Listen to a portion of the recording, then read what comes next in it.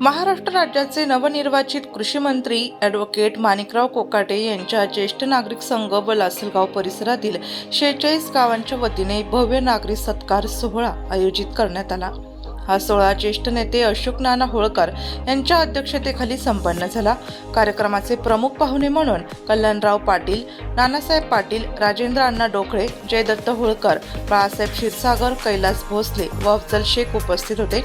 ग्रामपंचायत कार्यालय समोरील प्रांगणात दुपारी 4 वाजता झालेल्या या सोहळ्याला लासलगाव परिसरातील नागरिकांनी उत्स्फूर्त प्रतिसाद दिला। यावेळी मान्यवरांनी कोकाटे यांच्या कार्याचा गौरव केला आणि त्यांना कृषी मंत्रिपदाच्या शुभेच्छा दिल्या। यावेळी अशोक नाना होळकर, कृषी उत्पन्न बाजार समितीचे संचालक राजेंद्र ढोकळे, कृषी उत्पन्न बाजार समिती संचालक जयदत्त काका होळकर, जगदीश होळकर, माजी जिल्हा परिषद अध्यक्ष बाळासाहेब क्षीरसागर आदी मान्यवर व नागरिक मोठ्या प्रमाणात उपस्थित होते। सत्कार समारंभाच्या निमंत्रक मंडळाने या कार्यक्रमाचे उत्कृष्ट आयोजन केले। नागरिकांनी मोठ्या संख्येने उपस्थित राहून कोकाटे यांना शुभेच्छा दिल्या। आज महाराष्ट्र राज्याचे कृषी मंत्री माणिकरावजी कोकाटे साहेब यांचा सत्काराचं आयोजन लासलगाव आणि 46 गावाच्या वतीने या ठिकाणी करण्यात आलं होतं। या परिसरातून अनेक दिवसाचे कोकाटे साहेबांचे संबंध आहेत आणि त्या अनुषंगाने संपूर्ण परिसराची मागणी होती की आपण कोकाटे साहेबांचा या ठिकाणी एक सत्कार समारंभाचा कार्यक्रम घेतला पाहिजे। या समारंभाच्या माध्यमातून अनेक शेतकऱ्यांनी आपले आपले प्रश्न त्या ठिकाणी त्या व्यासपीठावर मांडले। निश्चितच भविष्य काळामध्ये जे काही शेतकऱ्यांचे प्रश्न असतील किंवा व्यापाऱ्यांचे असतील, कामगारांचे असतील किंवा इतर जे काही महिलांचे सुद्धा प्रश्न त्या ठिकाणी मांडण्यात आले, निश्चितच त्याला योग्य असे न्याय त्या ठिकाणी भविष्य काळामध्ये कोकाटे साहेब देतील अशा पद्धतीची त्यांनी ग्वाही या ठिकाणी संपूर्ण नागरिकांना दिलेली आहे।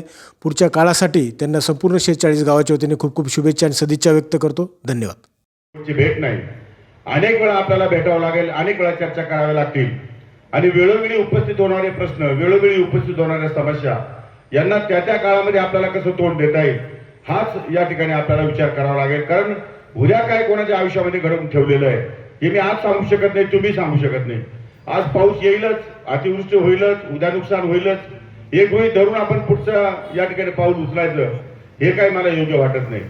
परंतु प्रिकॉशन म्हणून, संरक्षण म्हणून त्याला जे जे आपल्याला सुविधा निर्माण करता येतील त्या कराव्या लागतील।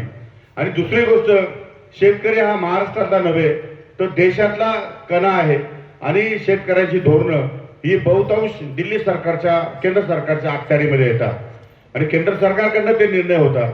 त्यामुळे आपला कुठलाही निर्णय घ्यायचा असला तर तो निर्णय राज्यापुरता मर्यादित राहत नाही, तो केंद्रापुरता मर्यादित आहे। कायमस्वरूपी मार्ग काढायचा असेल आणि यामध्ये कायमस्वरूपी शेतकऱ्यांना हमीभाव द्यायचा असेल, संरक्षण द्यायचं असेल तर केंद्र सरकारच्या बरोबर बसून त्यावर निर्णय घ्यावे लागणार आहेत।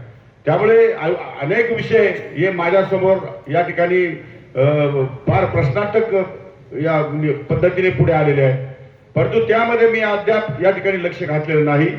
मी 2च दिवस झाले फक्त नागपूरमध्ये आलो, अजून प्रोटोकॉल स्वीकारलेला नाही, अजून कार्यालयाचा कार्यभार घेतलेला नाही, कोणत्याही अधिकाऱ्याबरोबर बैठक नाही। उद्याच कैलास भोसलेंनी सांगितल्यामुळे ते शेतकऱ्यांचे 68 कोटी रुपये जे व्यापाऱ्यांनी या ठिकाणी कारण नसताना लोबाडले परत देत नाही, त्या संदर्भातला एक पोलीस खात्यावरचा माझा पहिली मीटिंग आहे।